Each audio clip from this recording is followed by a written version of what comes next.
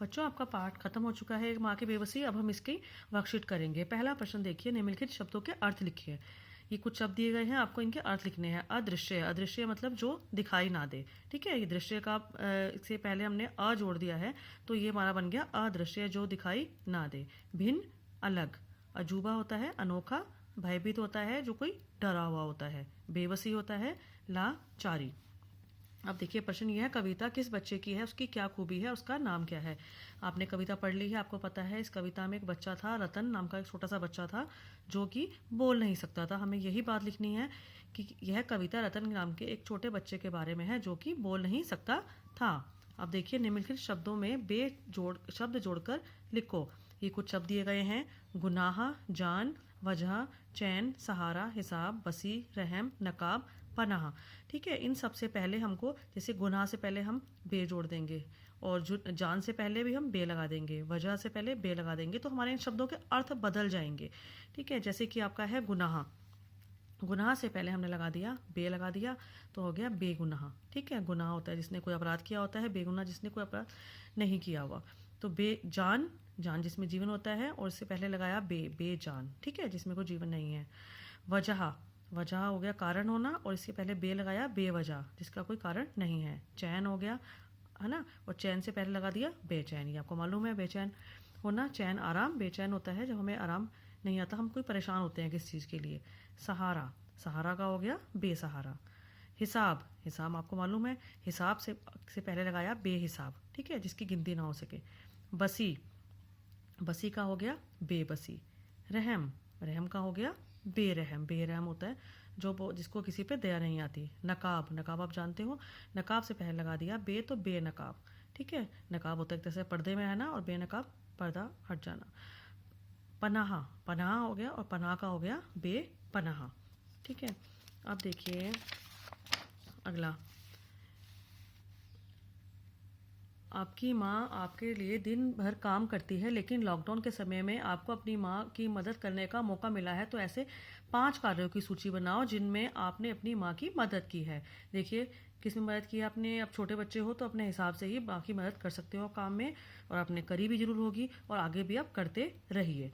देखिए, पहला है, माँ के बाहर जाने पर घर में गंदगी नहीं फैलाते हैं। देखिए, मुझे पता है आप पक्का ये काम करते होंगे, है ना, कि गंदगी नहीं फैलाते ना, बिल्कुल भी। आपको स्कूल में भी सिखाया जाता है कि सफाई रखनी होती है। दूसरा है, घर की सफाई करने में माँ की पूरी सहायता की। आपने जरूर सहायता की होगी, और आगे भी सब बच्चे करेंगे। नेक्स्ट है, पौधों में पानी डाला। सब बच्चों ने पौधों में पानी डाला, और आगे भी आपने पौधों का ध्यान रखना है, अपने पर्यावरण को सुधारना है। ठीक है, पर्यावरण की सेवा करनी है। अगला है, गंदे कपड़ों को एक स्थान पर एकत्रित रखा। सब बच्चों ने ये काम जरूर किया होगा, और आगे भी आपने करना है। ये नहीं हो कि गंदे कपड़े आपने जो भी उतारे नहाए तो ये सब गंदगी फैला दी। ये भी आपको क्या करना चाहिए, भी मम्मी की सहायता होती है एक तरह से, कि आपने गंदे कपड़ों को इकट्ठा करके एक जगह पर रख दिया। ये नहीं कि सारे में जहाँ देखो सामान फैला दो, ऐसे गलत होता है।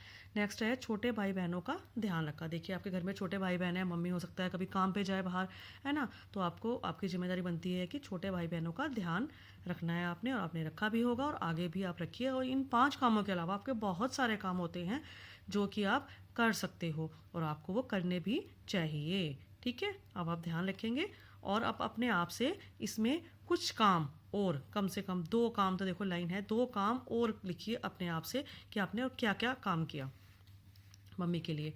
हाँ या ना में उत्तर दीजिए, सब बड़ा आसान है, आपको आता ही होगा। देखो, ये, वह अदृश्य पड़ोस से निकल कर आता था। कौन आता था? रतन। हाँ या नहीं? हाँ। रतन बोल सकता था? नहीं। वह देखने में हम बच्चों जैसा था? हाँ, सब बच्चों जैसा था वो तो। सभी रतन की घबराहट को समझते थे? नहीं, बच्चे इसको समझ नहीं पाते थे कि वो क्यों घबराया सा रहता है। और घबराता क्यों था वो? क्योंकि वो क्या था, वो बोल नहीं पाता था, इसलिए वो घबराहट में रहता था, और बच्चे उसकी घबराहट को समझ नहीं पाते थे। बालक बालक की माँ उसको निहारती रहती थी। हाँ, माँ बच्चे को क्यों निहारती है? क्योंकि वो बच्चे से अपने बहुत प्यार करती है ना, तो वो अपनी बच्चे को निहारती रहती थी। हाँ, अब देखिए अगला है, आपको बहुत अच्छा प्रश्न है, अपनी माँ के बारे में कुछ वाक्य लिखो। देखिए, इसके बारे में मैं कुछ भी नहीं लिखूंगी, बहुत अच्छा है इसमें लिखना आपको अपनी मम्मी से।